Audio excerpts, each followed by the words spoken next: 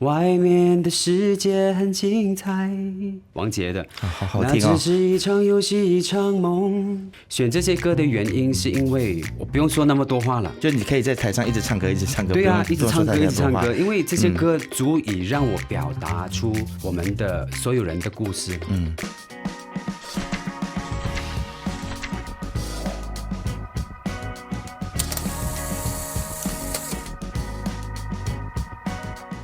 嗨，你好，我是能杰。这个时候你在收看以及收听的是由 BFM 财经所制作的自由时事。今天呢，我们来了一位非常特别的来宾，他是我的一个老朋友易杰奇，我们先来欢迎他。Hello， 大家好，好久不见。是易杰奇要开演唱会了啊！那我们今天要来谈一下，是什么让易杰奇重新决定要站上舞台？不只是舞台，是大舞台啊！那许多国内外的歌手都纷纷的来大马开演唱会，对易杰奇来说有没有什么样子的启发，或者是说他对大马的整个的演艺或者是歌唱的环境有怎样子的观察？今天我们都可能可以好好的来请教一下杰奇。好啊，我知道，其实你也有发片嘛，就是这几年其实有陆续的发片，然后也有一些小型的演唱。那究竟是怎样子的起心动念，让你觉得说你要来开一个比较大型的演唱会，回到大的舞台？我想应该是纪念我在这个行业里面写歌大概22年了，所以我觉得应该要有一个挑战在里面。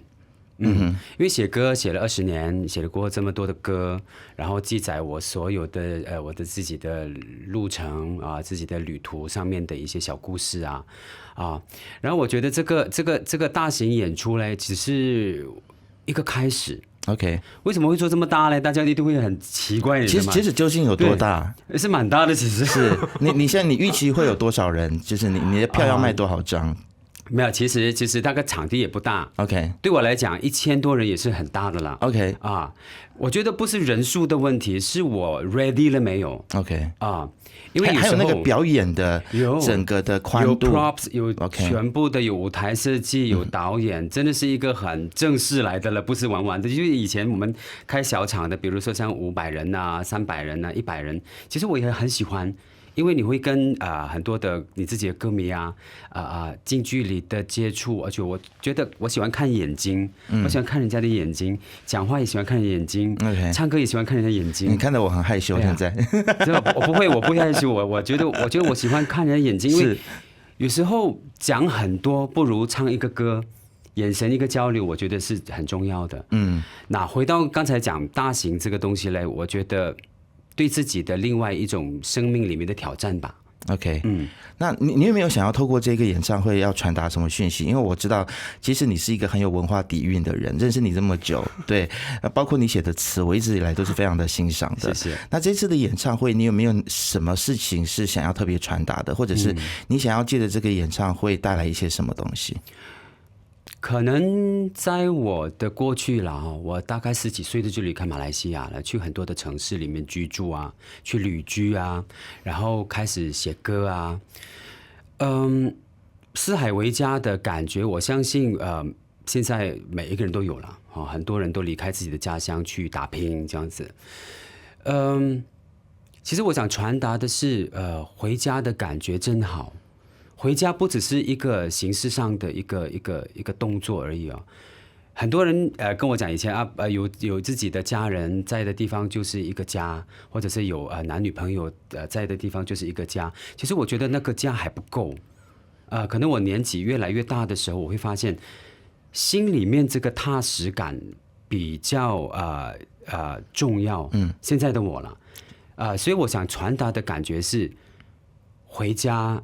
这件事情是必须的到一个年纪的时候，它是一个必然的一个动作，因为我们爸爸妈妈这个年龄我们都已经很老了，所以应该是轮到我们回来照顾他们的了。是，对，其实易杰奇说到回家这件事情，我也知道说你这几年其实都是长期住在吉隆坡，住在马来西亚，所以看样子其实马来西亚可以算得上是你真正意义上的家，因为你一直告诉我说，在马来西亚你过得非常的自在，也那种踏实感就是在这里找到的吗？有，这里有，我去过这么多的城市住下来真的是不能说没有归属感。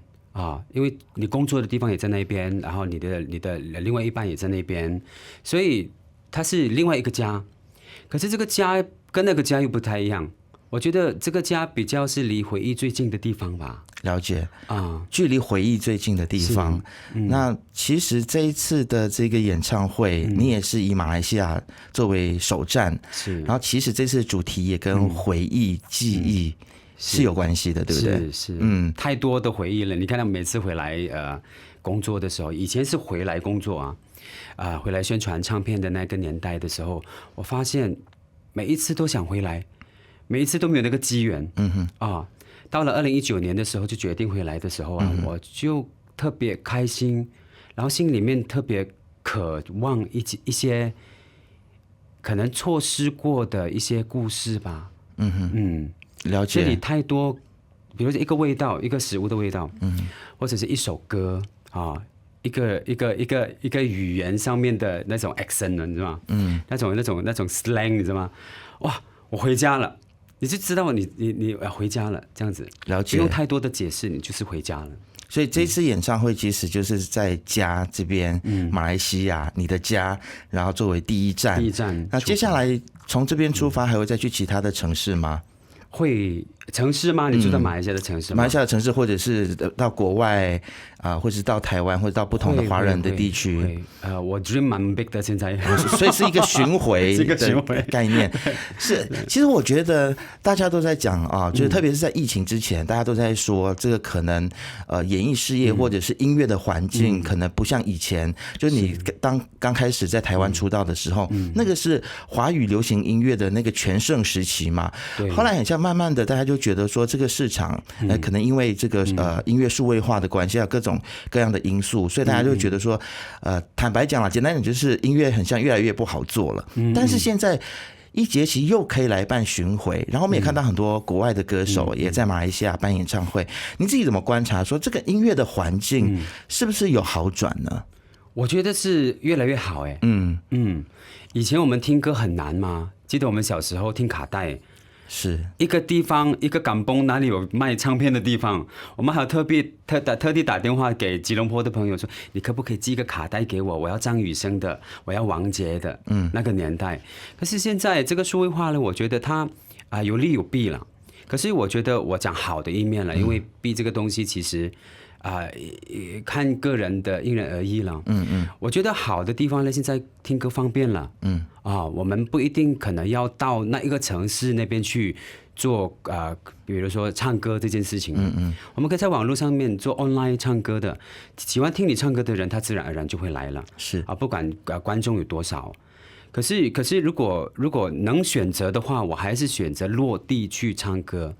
因为落地唱歌了有牵扯到有很多的情感面的直接交流的，所以我觉得它有它的不一样的地方了。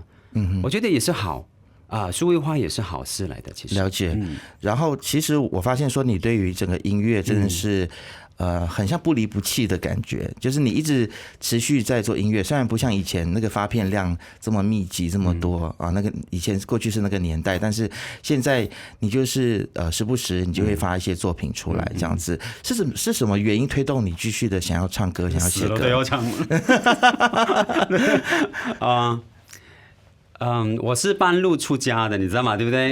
我大概29岁的时候，突然间会写歌了。突然间我去了台北了。突然间大哥李宗盛大哥签我当歌手了。那个时候其实我都没有想要当歌手的，我是想要从事幕后的嘛。那个时候，我觉得现在音乐对我来讲不像20几年前开始哇量很多一直写歌一直写歌。可是我写歌也不是特别在为赚钱这件事情，可能那个时候有太多的情感的东西要去表达它，要写出来。当时的我不会像现在这么健谈。我上节目可能以前了，我跟你先跟你说，你问我一个问题，我答完了就这样子了。可能短短的这样子，比较内向一些比较内向。那个时候我可能很多的东西要讲，就把它寄予在歌里面了。可是现在我去感受这些音乐这件事情了，我觉得它好像每天早上我一定要吃2颗蛋，要一杯黑咖啡，午餐可能喜欢吃面，就像每天的一个 routine 这样子。对，它是一个 routine 了，它在我的生活里面了已经。它不是说我明天要写一个歌。我后天要发一个歌，这样子的了。你看我做事情就是突然间来的，很多人想，哎，为什么你突然间会唱歌，会想回来唱歌？我想我从来没有离开过这个位置，因为它就是存在在你每天的生活当中。是的，是的，对，所以不能说你回来，因为你从来没有离开过。对，是这一次的演唱会的主题叫做 Unforgettable， 回味。所以我在你的这个新闻稿当中看到说你要唱这个横跨4个年代的这个金曲啊。有没有哪些曲目是可以现在稍微透露一下的啊？可以的，大家其实都知道的歌了。我们一出生就老了，OK 的那一些歌，你知道吗 ？OK， 我们小时候都听过了。我们这个年龄差不多。我觉得马来西亚它有一个特色，我觉得是一个非常，我觉得优点来的。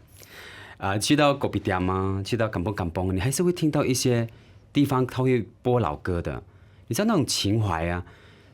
你就知道你回家了，那种感觉。所以我这次选的歌呢，40、50、60、70到80啦，有一点点站到那个边这样子，因为太多歌了那个年代。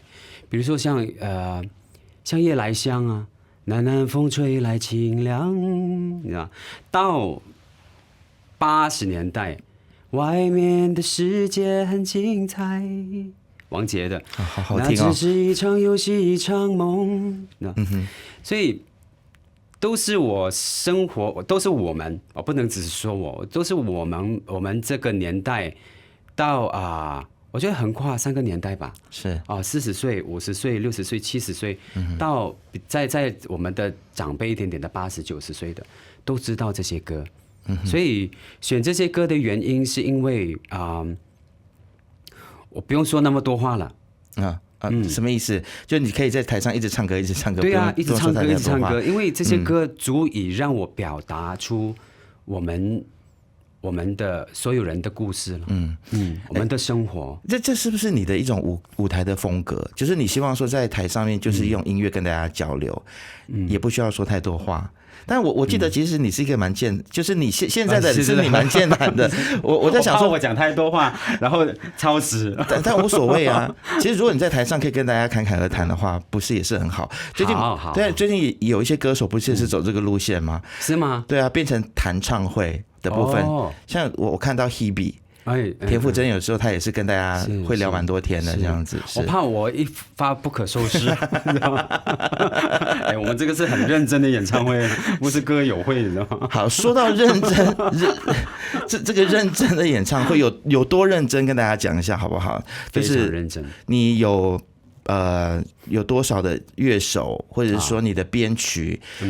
我知道你是一个对于编曲、对于音乐非常执着的人听你的音乐就知道里面有非常多的细节，所以龟毛太龟毛了。你这次是不是会把自己的这个幕后的团队搞疯？其实我想问的是我先把自己搞疯先，OK， 人家才会能够接受我搞疯，因为我的背景很强大。现在 OK， 我的背景强大是因为有吴冠燕在就很多的编曲上面的东西我就会交给吴冠燕，对，他今天也在现场。因为为什么呢？因为我在讲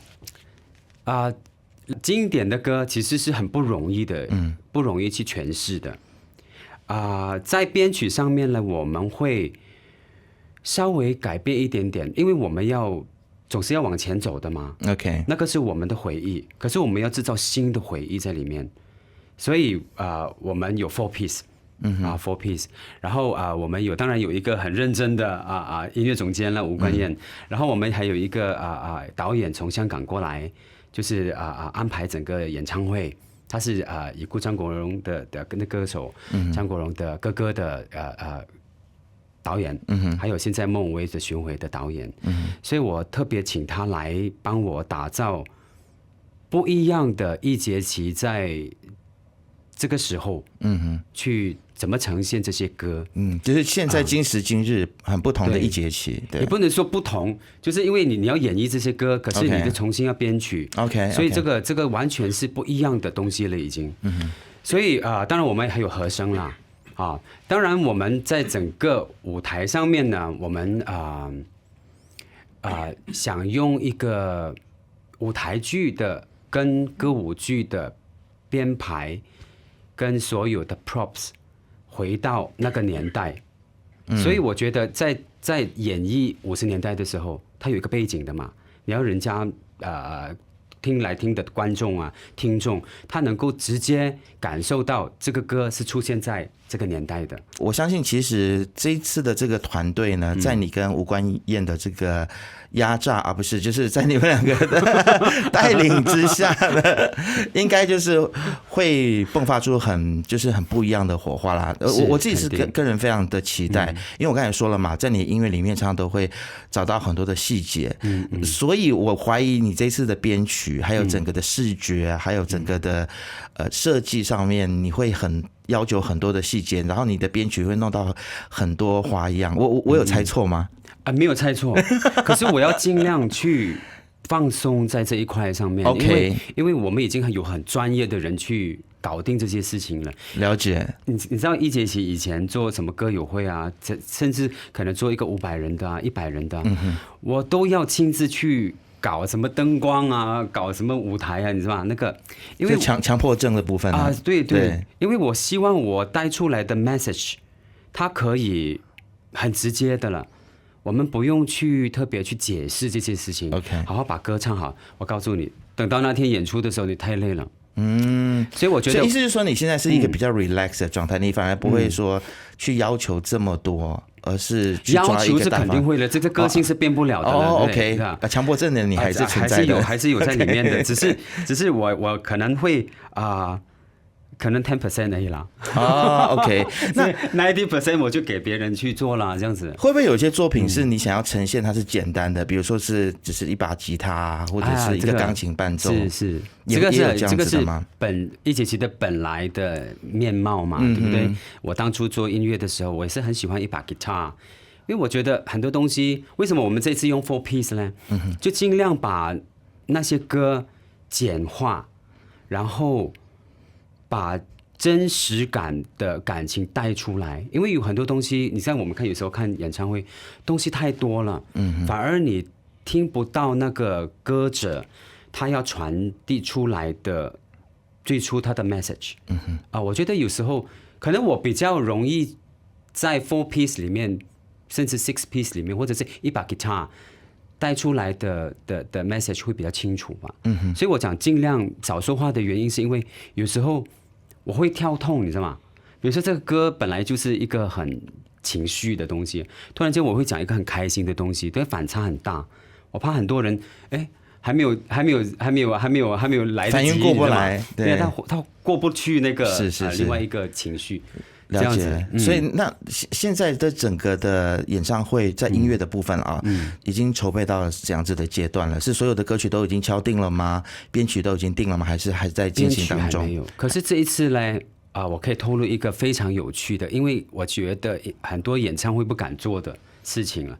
歌当然我们有一个方向了，其实可能会挑一些真正适合一节期能够去表达的歌很多我们那个年代，你看横跨4个年代，歌很多很多好的歌，可是一节期能够唱吗？有一些歌可能我驾驭不了，我还没有到那个 timing， 可能10年后可以了这样子，所以我很慎选这些歌。可是我们在编曲上面的呢，我们跟关燕有一个讨论了，关燕给我一个非常好的一个想法，就是我们进去录音棚里面去 jam 出一个样子出来，比如说像我得不到你的爱情，那个年代的歌它有那个 smell 那个气味了，可是我们在这个年代的时候，我们要把创造新的回忆的那个 moment 的时候呢，我们要一起 jam， 因为我们是现代人嘛，那个是比较古早的歌，所以4个乐手、5个乐手加上和声，我们一起去 jam 出一个方向出来，我觉得应该会很不一样，而且我觉得那个样子很特别，是对我觉得这一定是一个不容易的工程啊，因为包括过去歌曲，就是经典歌曲，它的旋律啊，还有它有它的一个当代的一些代表性的和弦等等，那可能现在的人要去再去重新演绎它，一定是会有一定的这个困难度跟挑战的，难度很高的。是，所以你们是用这个 jamming 的方式去寻找到一个属于你们寻找编曲，对，了解，哇哦，很好玩，花很长时间。OK，是，我其实有一个问题很好奇，想要问，就是因为现在有很多的这个年轻的音乐人，其实也不止年轻，现在的音乐人都可能要去跟风，或者是跟着现在所谓的抖音或者是 TikTok 的逻辑去写歌。对，因为这样你的传唱度才会高嘛。是。然后我又看到 Adele 最近他就表示说，他不想要跟风啊，因为他想要服务的是他的歌迷，是属于他那个年代的歌迷。那我们想到Adele 的歌迷，可能就是我们这种，你可能会想要听到就是比较有深度的歌词，或者是比较优美的旋律，比较精致的这一些编曲等等。你自己是怎么看待这件事情？对你来说，一节起接下来会想要走TikTok 的风格呢，还是你会想要再去走出自己不一样的道路？应该有几年前吧，before COVID-19 的时候，有一个公司找我写 TikTok 歌，就是5秒、10秒、15秒那种。我说我有回绝了，我就马上就想，也不用想了，不是说不好，或者是对错的问题，不是这个问题，是因为我可能。就像刚才你讲的，我要服务的对象是我很清楚、很明白的，而且我不能够把我的情感浓缩在一个小瓶子里面，可是我的故事是写不完的。其实你过去你听我的歌啊，它不是一个歌能够代表这一个 moment 的，它其实可能3首歌来代表这个 moment， 因为情感这个东西讲不完的，而且它很广所以 TikTok 歌或者是这种网上的这种15分钟15秒的这种，我觉得没有什么意思，对我来说它没什么意思，它就是过了听了就一直刷，可能你就是其中的一首当初这个公司呢请我们写500首，这样子，我不希望我的内耗在这个500首歌里面，我觉得它不值得。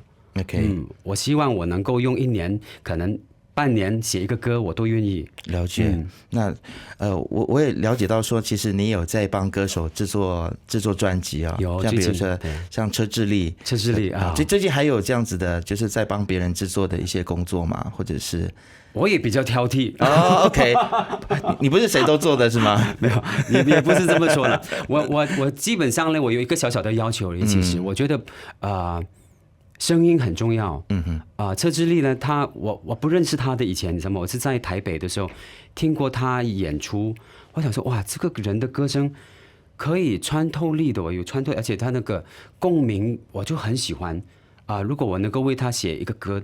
特别好我只是这么想而已。那时候我发愿，你知道吗？发愿，他就突然间在2年前我就认识他了。我很主动的，我可以认识车智莉嘛，我就直接找他的那个经纪人。所以我想说，如果你未来有这个发片的那个计划，我可以为你写歌。我想，我特别想为你写歌。